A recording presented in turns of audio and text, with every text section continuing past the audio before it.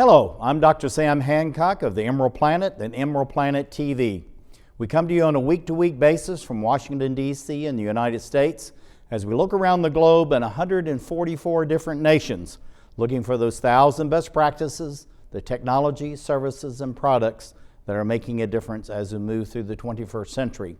And as we have a planet of 9 billion people by 2038 and possibly 12 to 13 billion by the end of this century, how are we going to be able to take care of all these people on planet Earth? And that's what Emerald Planet's all about. We come to you looking at the solutions, the best practices from around the globe as we create the Emerald Planet. Hello, welcome to the Emerald Planet. We're making a difference as we move through the 21st century. And seeing the long-term impacts of climate change.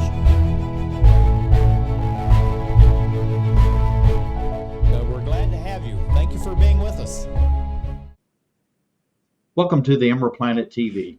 We're talking about a problem that's going across the entire globe, that of wildfires. As the planet continues to dry out, wildfires are becoming more of a problem.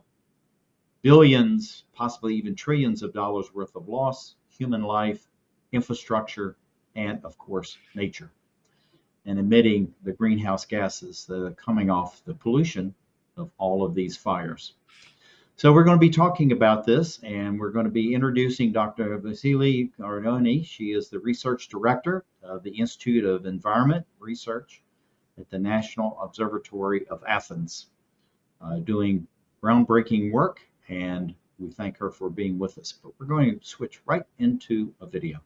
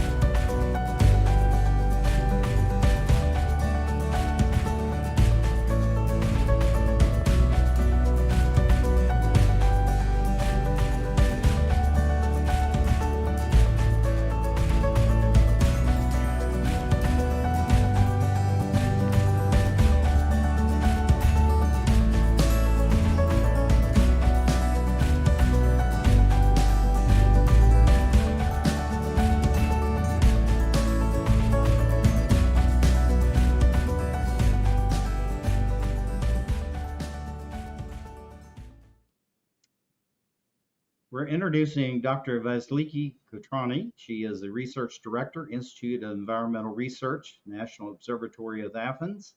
And tell us a little bit about the National Observatory. Why is it so important? The National Observatory of Athens is a research institute with a very large history. We're working on environmental studies, on astronomy, on earthquakes. But in my institute, what we are doing is working on all natural disasters that are mostly related to weather. And we have a lot of them, such as floods, but also wildfires that we're going to talk about now. Yeah, and looking at this map, the incidents, the areas burned, this is an incredible loss as far as nature is concerned, but also homes, buildings, and basic infrastructure. Is that correct? Yes, that is true. We had, during the past 20 years, we have a large number of wildfires, more than 100,000 wildfires that have burned more than 700,000 hectares. These are very large areas, but it's true that also Greece belongs to the Mediterranean, and the Mediterranean area is an area which is very prone to wildfires. Now, looking at these are really dramatic scenes, and we're going to go through this because you have some really fantastic best practices we want to talk about. But just give us a brief overview of what we're seeing and the scale of destruction. As I already mentioned, we have a very large number of wildfires. If we're talking about the large ones, those may be also deadly. We had deadly wildfires in Greece, even recently during the last decade, with more fires with more than 100 dead people. More recently, we had destructive fires which were related to the warm and dry conditions in Southern Europe. And at this point, I should say that facing climate change, these conditions will be even worse in the future. And this might increase the length and the severity of the fire season, the areas at risk, and the probability of large fires. And this is something we're finding across the west of the United States as well, but it's happening in Australia, Brazil, Argentina, South Africa. Many places are being faced with this, and but it's just so dramatic to see the power, the force of these fires and the impact it's having on local communities and the inhabitants that you have in those areas. And so this is something that we need to be very much aware of. But looking at the spread of this fire, tell us what we're looking at here and why is this map so important? This map shows a destructive fire that burned an area near Attica. Attica is where Athens, the capital of Greece, is. This was an extreme wildfire, which has burned, which reached the coast in 1 hour and a half. That is why people were not able to be evacuated, and that's why it has been destructive in terms of people who were dead. Here with the red color, we can see in a simulation of the fire spread, how we can use within an early warning system, a very powerful tool, which give us the possibility, once we know the ignition point of a wildfire, to know how the fire will be spread within the next 1 hour, 2 hours, or 6 hours. And this is an example. And looking at this, tell us a little bit about why this really is so important, but also about the intensity and the increase as far as the destruction from these wildfires. This is an example of how wildfires can be very destructive in terms of severity in the frame of extreme heat waves also. This is here we can see that in a season with long heat waves that make the conditions more dry and the fuels, the dead fuels even drier, this increases the severity of the fires. Here we can see that we have more than 500% increase in the areas burned compared to the average, which happened this year with extreme heat waves in the same time. Mm-hmm. This is something we... Also, I would like to stress that there's another thing. This slide here shows us a season with extreme number of hectares which have been burned, and they have been the compound effect of extreme heat waves, but also of the effect of a winter with severe snowfall, which has increased the number of, has produced significant damages to forests and of pine trees in Athens, Greece, and other areas. And a lot of branches, a lot of trees have been uprooted and branches have been broken. And this has increased a lot the quantity of fuels in the forests. And this also shows us that compound effects of natural hazards make the effects even more severe. Now we're looking at this, and I'm going to skip through this one, but this gives you an idea to our viewers as far as the severity and the increase, the average burnt area of what's going on not only in Greece, but this is actually happening in many other countries, as we heard the reporter talking about in Turkey. Also, Russia has been going through such severity. But getting down to the best practices, this is something that you've really focused on through your observatory. Tell us why what you're doing is so critically important.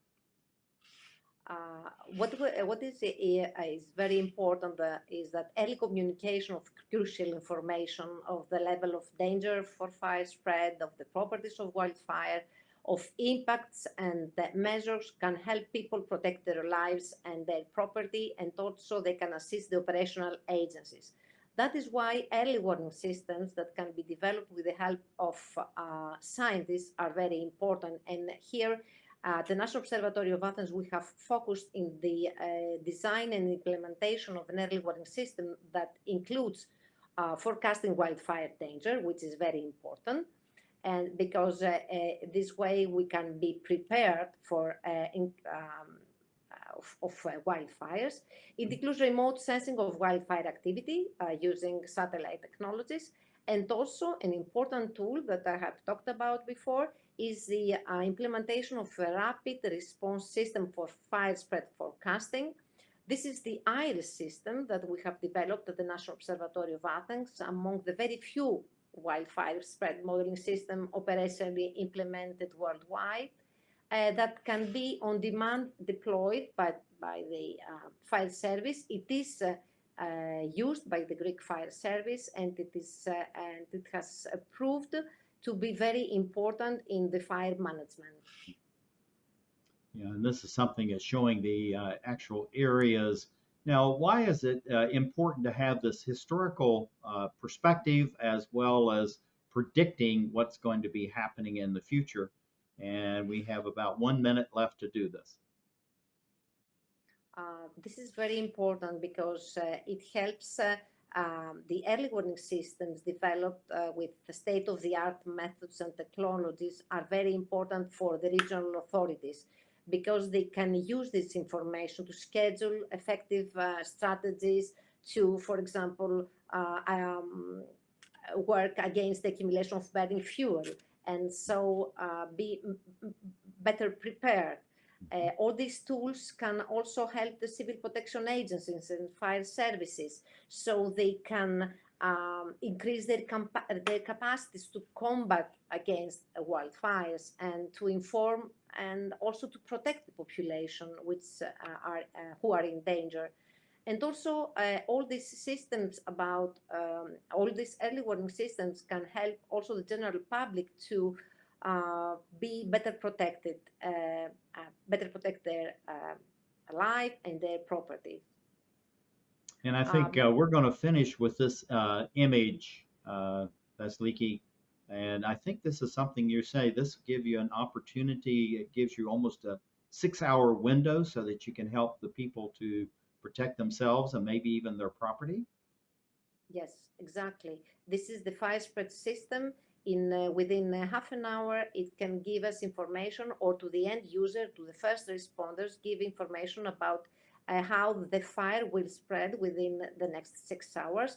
And even we can give information about the next 12 hours. And this is an important tool that can help fire management. This is important. And I think another point that I would like to stress before finishing is that it is important to have a close collaboration of scientists with civil protection and the state, because it is important that all this knowledge that is produced within from the sciences be used for the good of people. I think this is fantastic. Well, thank you very much. This is Dr. Vasiliki. She's Kotrani, Research Director, Institute of Environmental Research, National Observatory of Athens, talking about wildfires in Greece, but also the best practices that are now being developed and shared across the globe. Thank you again for being with us as we create the Emerald Planet. Thank you for inviting me.